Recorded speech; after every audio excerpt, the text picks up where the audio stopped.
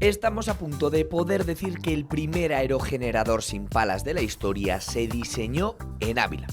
Aún es un proyecto en desarrollo, pero ya ha despertado grandes expectativas en el sector, incluso a nivel internacional. Está pensado para el autoabastecimiento doméstico, no requiere mantenimiento y es más silencioso que los dispositivos convencionales.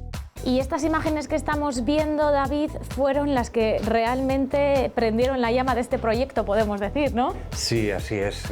Mira, este es el puente Tacoma Narrows del año 1940, era el tercer puente más grande del mundo. No estaba diseñado para hacer lo que hizo, sin embargo empezó a resonar, empezó a oscilar.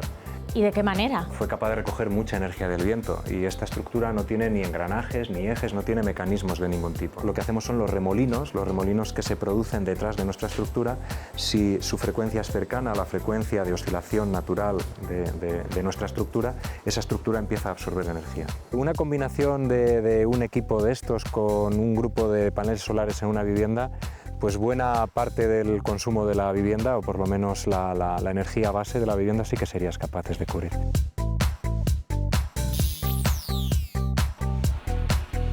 El respeto al medio ambiente es ahora una de las principales preocupaciones de las empresas, también de las grandes industrias como Michelin. Sus neumáticos de camión están diseñados para poder ser renovados y reutilizados tanto tiempo como un neumático nuevo, y además ya están investigando para fabricar sus productos con materiales más sostenibles. A modo de ejemplo, uno de los retos que Michelin ya a título particular se plantea es en 2038 que el 80% de la materia que va dentro de nuestros neumáticos tenga un origen sostenible.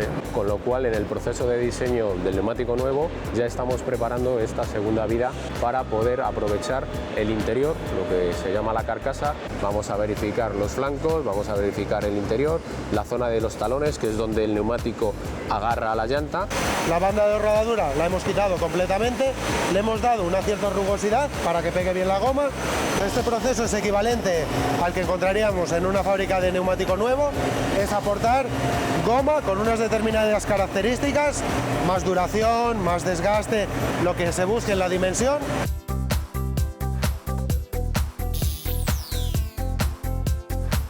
Solo trabajan con madera sin talar, árboles que se retiran por enfermedad, troncos partidos por las inclemencias meteorológicas o restos de otras industrias madereras. Con todo ello, hacen muebles, revestimientos para paredes e incluso casas pasivas. Es poder aprovechar cosas que no se aprovechan, ¿no? Incluso arbustos, por ejemplo, que el arbusto no se considera trabajable, más allá de hacer, yo qué sé, alguna cuchara o poco más, ¿no? Y además tenéis que ver cómo tratar ciertas maderas que llegan con enfermedades. Nosotros, como llevamos nuestra línea de productos bio, pues normalmente es un proceso de temperatura. O lo sometemos a una temperatura alta, por así decir, una pasteurización, o lo sometemos a una temperatura muy baja. Nosotros hacemos construcciones con madera maciza, lo que se conoce como bioconstrucción. O sea, todos los materiales miramos mucho que sean materiales saludables, sin tóxicos. Y en este caso es lo que se conoce como una casa pasiva también, ¿no? Que esto tiene que ver con el consumo de energía que va a tener. Sí, son casas que prácticamente no necesitan calefacción y funcionan con un nivel de aislamiento muy elevado y de estanqueidad también. Comienza Hecho en Castilla y León.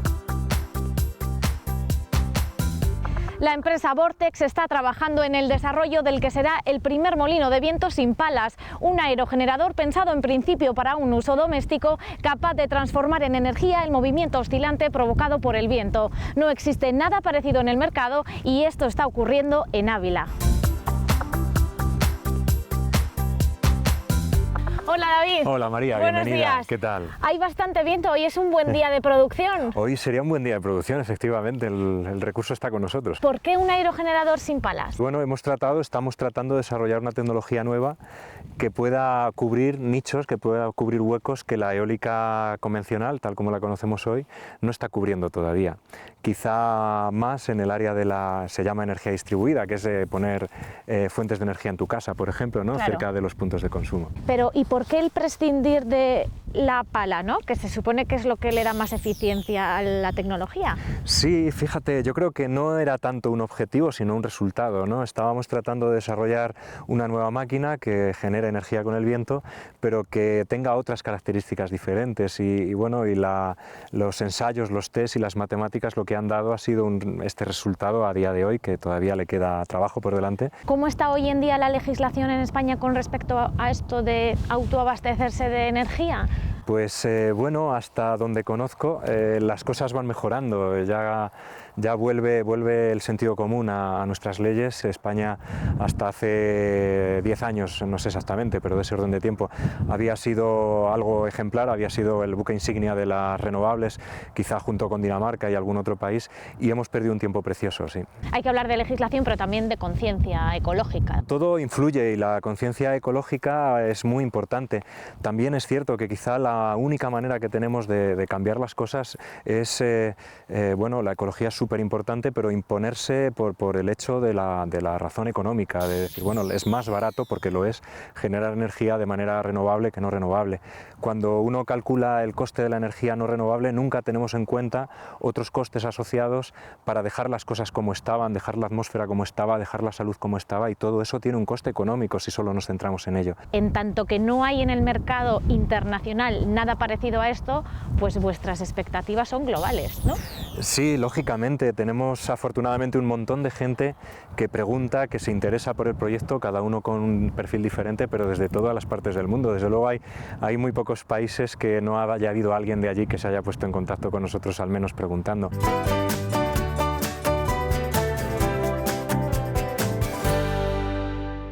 Y estas imágenes que estamos viendo, David, fueron las que realmente prendieron la llama de este proyecto, podemos decir, ¿no? Sí, así es.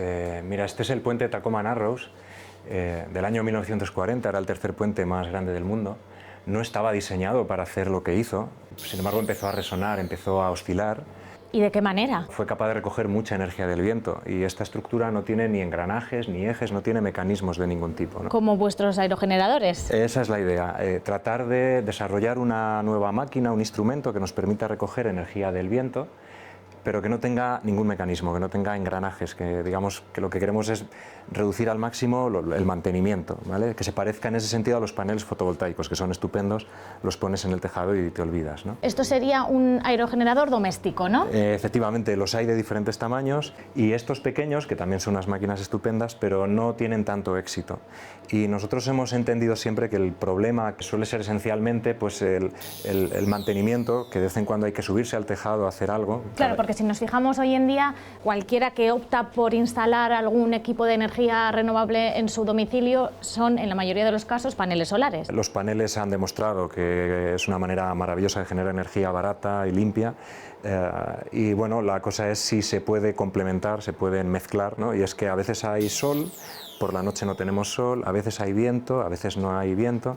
La combinación de diferentes fuentes de energía renovables hace que, bueno, desde un punto de vista estadístico, logres tener una generación más constante, y eso va en beneficio de todas ellas. Hay una sinergia, ¿no? ¿Cómo podemos explicar básicamente el principio de funcionamiento de este producto, ese movimiento oscilante que se transforma en energía? Quizá todos hemos visto alguna vez a una cantante de ópera que es capaz de romper una copa con su voz. Lo consiguen por medio de un fenómeno de resonancia, poniendo muy cerca dos frecuencias: la frecuencia a la que oscila la copa, a la que suena la copa, la frecuencia de su estructura, y la frecuencia a la que la cantante pone su timbre, su tono de voz.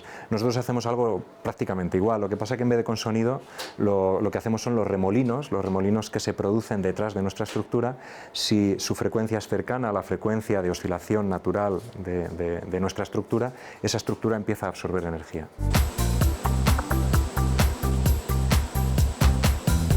David, vamos a hablar un poquito ahora de materiales, dimensiones, que son puntos clave en el desarrollo de vuestro producto. En este apartado, ¿no?, en donde testamos los equipos, donde probamos cosas nuevas, pues nos está siendo tremendamente útil las impresoras 3D, ¿no? Qué gran invento, comentábamos, ¿verdad? Es una maravilla, es increíble la flexibilidad que da.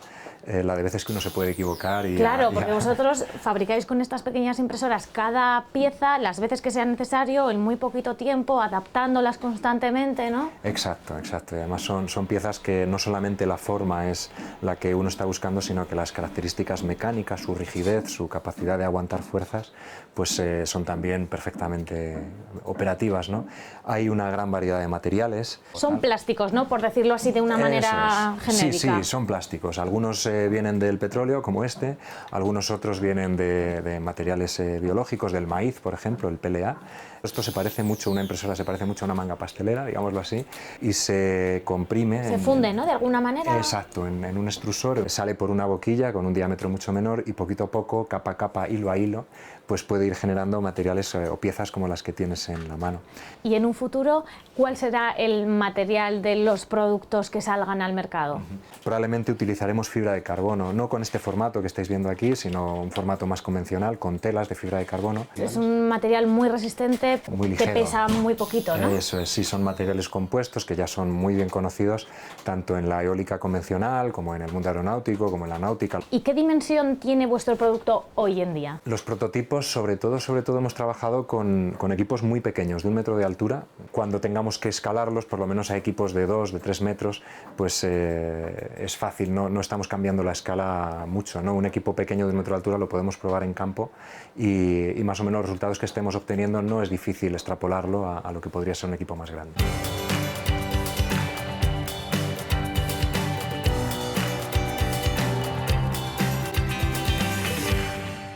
¿Dónde estamos ahora? Estamos en Gotarrendura, que es un pequeño pueblo de la Moraña, en Ávila.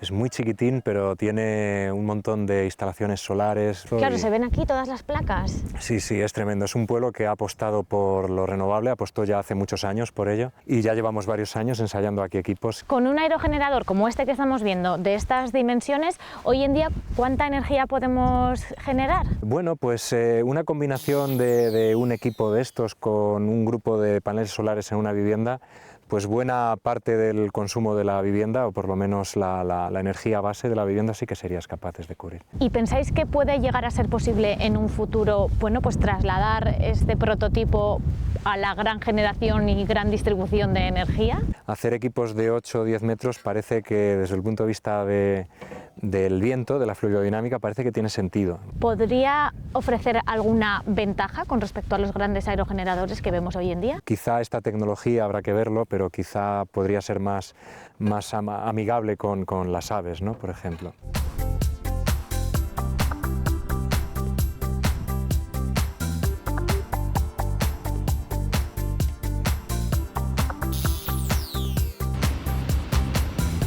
Es una de las 10 empresas mejor valoradas a nivel internacional y en Castilla y León, donde lleva implantada 50 años, Michelin da trabajo a 3.300 personas. Hoy visitamos en Valladolid su planta de renovado de neumáticos de camión.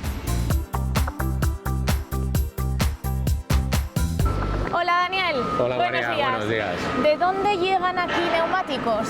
Bueno, pues nosotros recibimos neumáticos de toda la península ibérica, España y Portugal, Francia e incluso neumáticos del norte de Europa procedentes de nuestra fábrica alemana. ¿Por qué? ¿Cuántas plantas como esta tiene Michelin? Tenemos otras 2 fábricas más, una en Alemania y otra en Gran Bretaña. Y, digamos, de esta manera hacemos la fabricación o la producción para todo el conjunto de Europa. ¿Qué tipo de neumático es el que llega aquí? Neumáticos de camión, neumáticos de autobús y neumáticos que trabajan en camiones dedicados a obras fundamentalmente. ¿Y por qué se renuevan estos neumáticos y otros no? Bueno, un neumático nuevo Michelin está concebido para tener una segunda vida, con lo cual en el proceso de diseño del neumático nuevo ya estamos preparando esta segunda vida para poder aprovechar el interior, lo que se llama la carcasa. ¿Después de cuántos kilómetros se renueva un neumático? Depende mucho de la utilización. Cuando el neumático se utiliza fundamentalmente para transporte de larga distancia, pues los neumáticos pueden llegar a hacer 300-400.000 kilómetros. Si son neumáticos destinados a obras o a transporte regional, pues la duración disminuye. ¿Esa segunda vida del neumático es tan longeva como la primera? Sí, después del proceso de renovado o recauchutado, el neumático tiene las mismas características, las mismas prestaciones que el nuevo. ¿Cuántos neumáticos entonces renováis en esta planta? Bueno, pues en este año, si todo va según previsto, batiremos nuestro récord de fabricación y renovaremos unos 380.000 neumáticos.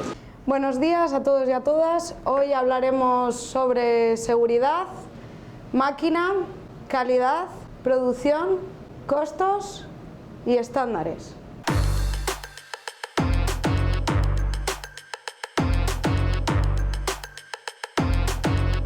Me imagino, Daniel, que no todos los neumáticos que lleguen aquí se puedan renovar.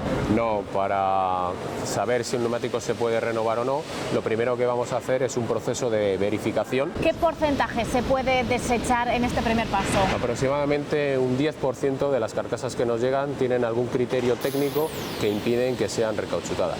Generalmente son problemas en la utilización, pues cubiertas que han rodado sin presión, golpes, problemas en el desmontaje. ¿Cómo es el procedimiento para que el cliente os haga llegar su neumático? Bueno, pues el cliente generalmente se dirige a uno de nuestros distribuidores, le deja su carcasa para que él nos la envíe a nosotros y podemos incluso devolverle su propia carcasa. Esto es como cuando vas al zapatero, le dejas tus zapatos, te va a poner las tapas y te devuelve tus propios zapatos. O sea, que llegan con nombre y apellidos. Llegan con nombre y apellidos. Me comentabas que vais a volver a batir récord y esto es gracias, bueno, pues al equipo de personas que trabajan aquí, que ¿cuántas son? Evidentemente, todo aquí lo hacen las personas y a día de hoy somos 215 personas trabajando en el área de renovado. ¿Y en qué consiste la verificación? ¿Ellos en qué se fijan? Bueno, inicialmente lo que vamos a verificar es que la dimensión corresponde con lo que el cliente nos dice que nos ha enviado para asegurar que realmente es su carcasa. Vamos a verificar los flancos, vamos a verificar el interior, la zona de los talones, que es donde el neumático agarra a la llanta, y luego, sobre todo, vamos a verificar la cima para asegurar que no hay ninguna perforación que pueda haber producido algún daño que no sea reparable. Están muy bien entrenados estos chicos, me imagino, para detectar todo esto, ¿no? Pues evidentemente el proceso de formación es un proceso muy largo, aproximadamente unos 6 meses hasta que una persona está calificada para ser capaz él solo de hacer una verificación. Realmente, luego lo iremos viendo, toda esta parte exterior es la que se va a sustituir, sí, ¿no? Nosotros al final en el proceso de fabricación, después ya de la verificación, lo que vamos a sustituir es toda la banda de rodadura y vamos a añadir una nueva banda de rodadura. ¿Cuánto tiempo tardan en verificar cada neumático? Aproximadamente unos 2 minutos y medio, 3 minutos.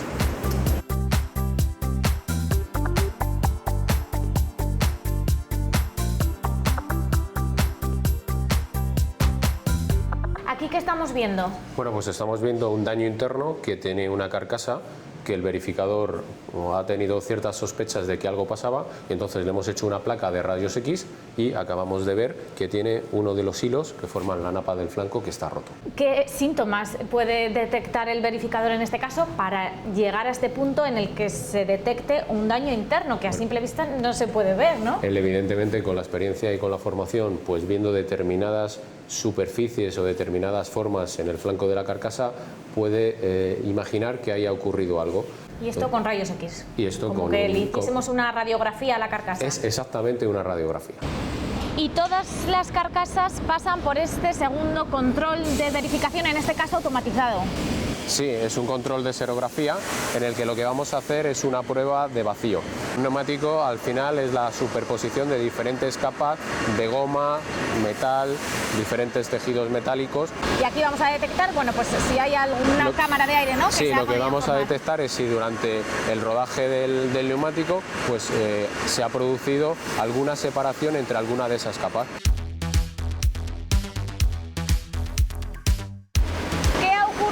David, entre cómo entran las carcasas y cómo vemos que salen aquí. Bueno, pues estas son las carcasas que hemos visto anteriormente que han sido aceptadas, son aptas para ser recauchutadas. Aquí vemos la banda de rodadura, la hemos quitado completamente, le hemos dado una cierta rugosidad para que pegue bien la goma. O sea que hemos pelado la carcasa, hemos quitado toda la parte superficial. Eso es, hemos pelado y arañado. ¿Con qué tipo de herramienta se lleva a cabo? Que estamos viendo aquí un poquito. Bueno, esto es una máquina de control numérico. Lo que hacemos es, cada carcasa que entra, leemos qué dimensión es, qué perfil tiene, identificamos qué perfil le queremos dar. Es decir, cuánta goma le tenemos que quitar y qué rugosidad le tenemos que aportar. La primera etapa le vamos a quitar el flanco, vamos a cardar, es la denominación que le damos para darle esa rugosidad. Y luego posteriormente la vamos a montar en un tambor, va a hinchar ligeramente la carcasa con un cuchillo cilíndrico vamos a dechapar o pelar la carcasa con tiras de goma y luego posteriormente en paralelo le estamos dando esa rugosidad con una carda metálica. Cuando hablas de la cantidad de goma que hay que quitar para adaptar a los distintos modelos de neumáticos es porque efectivamente existen distintos tipos de neumáticos dependiendo también, bueno, pues de tanto los camiones donde se vayan a instalar como la posición, ¿verdad? Eso es, tenemos dos tipologías. Por tipo de neumático, dependiendo de la dimensión, pueden tener más o menos goma, pero también dentro de la misma dimensión las cubiertas llegan más desgastadas o menos. Es decir, vamos a medir con un captor cuánta goma trae esa cubierta y vamos a dechapar hasta la medida de la goma que queremos dejar. Y este es el material que retiráis que también se aprovecha. Esta es la goma que resulta del proceso. Tenemos dos subproductos, uno son tiras de goma, otro es este tipo de granulado. Esto lo aspiramos 100%, lo recogemos en sacas y lo valorizamos en una empresa exterior en Holanda, pues para hacer productos como pavimentos de parques infantiles o incluso en interno. Estamos empezando a triturarlo mucho más fino para reincorporarlo en nuestro producto como una parte más, bueno, de este concepto de economía circular, donde aquí más todo que se aprovecha. Todo se aprovecha, 100% Porque esta lo primera aprovechamos. capa que se retira aquí no tiene elementos metálicos, es solo No, goma. esto es 100% goma.